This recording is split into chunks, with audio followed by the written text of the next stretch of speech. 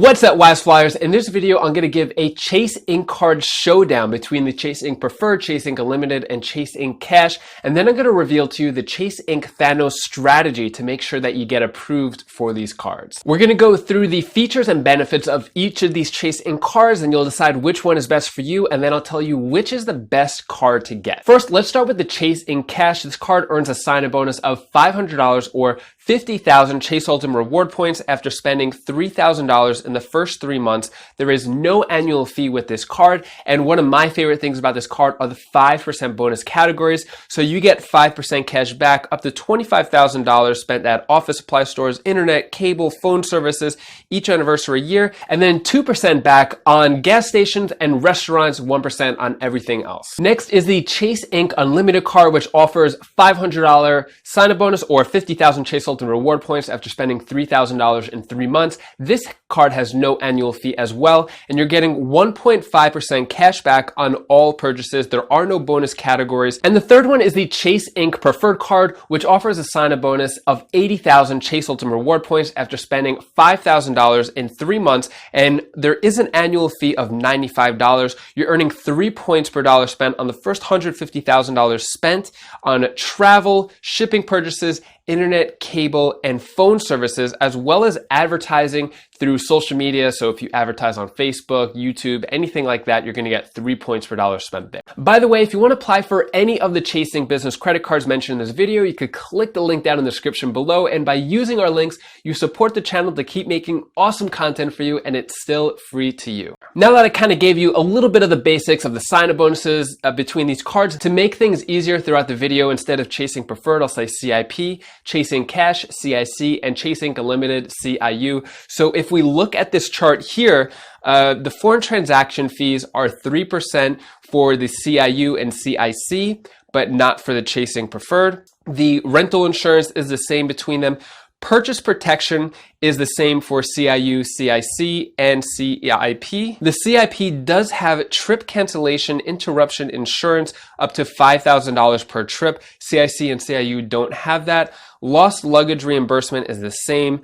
Trip delay insurance is not offered by CIU, CIC, but it is offered with the CIP up to a 12-hour delay or overnight stay, $500 max per ticket. And then baggage delay is the same for all of them. And my favorite feature of the CIP is the cell phone insurance. So you're covered up to $600 per claim, $100 deductible, up to 3 claims in a 12-month period, which is great. I personally have the Chase Ink Preferred card, and I pay all my cell phone bills with it. That's how you activate the cell phone insurance, just by paying your monthly bill with it. This brings me to the Chase Ink Thanos Strategy. This is how you're going to get approved for these cards. And Thanos is the character, the villain that everybody loved in the Avengers movies. He was collecting the Infinity Stones on his hand. And if you were to ask Thanos which Infinity Stone you should get, or can you get all the Infinity Stones, his answer would be yes.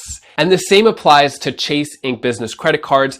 Which one should you get? The answer is yes, get all of them. You can get all of the Chase Ink business credit cards. If you can get approved for 1 card, you can get approved for 3 cards. Thanos was a really powerful dude, and he did whatever it took to get those Infinity Stones.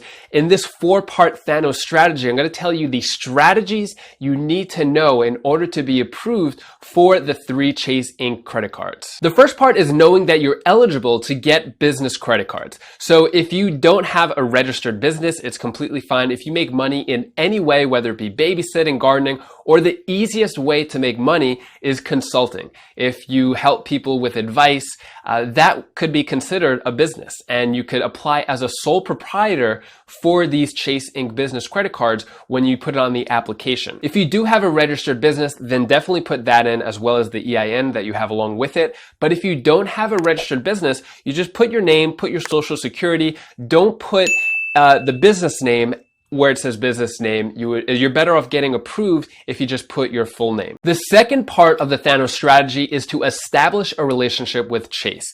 So if you don't have any Chase credit cards, I don't recommend getting the Chase Ink business cards first.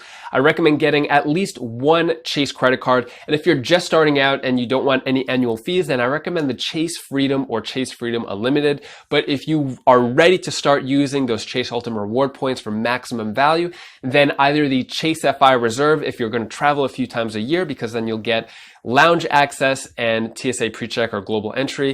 But if you aren't planning on doing that, using that, then you could get the Chase Sapphire Preferred, currently offering a 60,000 point sign-up bonuses. Both of these have annual fees though. Having at least one card with Chase establishes a good relationship, that you're in this for the long term, you are paying your bills in full every single month, and they like that, and then they'll approve you for more Chase cards. Now, if you do have the Chase Sapphire Preferred or Reserve, then I recommend applying for the CIU or CIC, because these cards can transfer their Chase Ultimate Reward points over to either the Reserve or Preferred, and then you could transfer those to partners to get maximum value. And to give you an idea of why it's so valuable to get all of the Chase Inc. cards, if you get all of the sign-up bonuses for these 3 cards, that's 180,000 Chase Ultimate Reward points. If you wanted to, I don't recommend it, you could cash that out. That's $1,800 in value right there. But if you were to transfer it over to Hyatt, for example, you could get a lot more value out of it. So if you are going for all of the Chase Inc. business cards, how long should you wait between applications? So I recommend waiting at least 60 months between business applications. With Chase, there are numbers on paper where you can apply and get approved every 31 days, and I've seen it done before through consultations, but with my recommendation is waiting 60 days between applications. You don't want to do it too fast, because remember, we have to create that good relationship with Chase, so they'll keep approving us for more cards, especially if you're under 524. And speaking of 524, all Chase credit cards fall under the 524 rule, including the Chase Inc. cards. But the good thing is the Chase Inc. business cards or any other business cards with Chase and some other banks don't count towards your 524. So if you got either the Chase Freedom, Freedom Unlimited, or Chase Sapphire, Reserve, or Preferred, any of those personal cards, then you could be at 124, and you could get all Chase Inc. business credit cards, and you'll still be at 124. And if you have any Chase Inc. credit cards, let me know in the comments below which ones you have and why you like them. And the fourth part of the Thanos strategy to collect those stones or Inc. cards is to make sure that you get instant approval. So I'm going to tell you exactly how to set this up to make sure you're getting instantly approved for these cards. Chase doesn't care how many credit cards you open. Unlike American Express, where there's a cap of how many credit cards you could actually open, Chase doesn't care about the number of cards. What they do care about is the overall credit limit. So the overall credit limit depends on your income that you put on your applications. Just to keep the number simple, let's say you make $100,000 per year, they only allow you 50% of your income. So that'll be 50,000 in credit limit between all of your Chase credit cards, personal and business.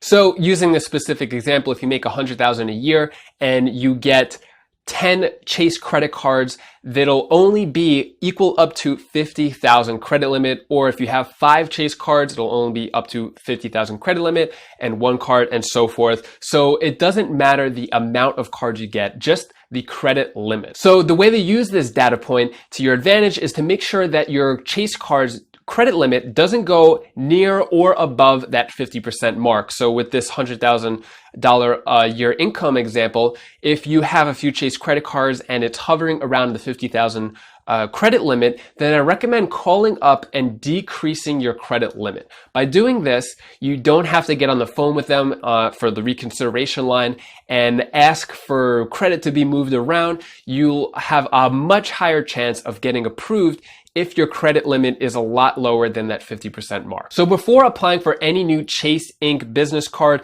make sure that your credit limit is lower, and this depends on your 50% mark. I can't give you an exact number, but just make sure that it is lower than the 50% mark. Also, one of the things that helps me get approved for credit cards in general is I combine my household income. So I combine my income along with my wife's income, and this also helps my chances of getting approved for credit cards, especially Chase Inc. credit cards. Even though I only have one Chase Inc. card, I am determined to get the other 2.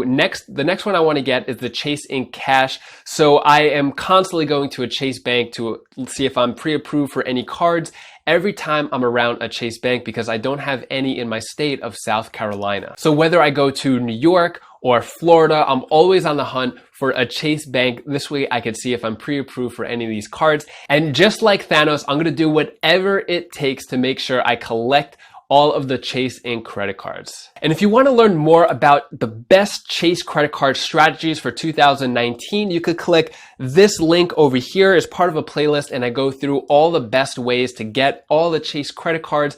I recommend clicking that link right now, and I'll see you in the next video.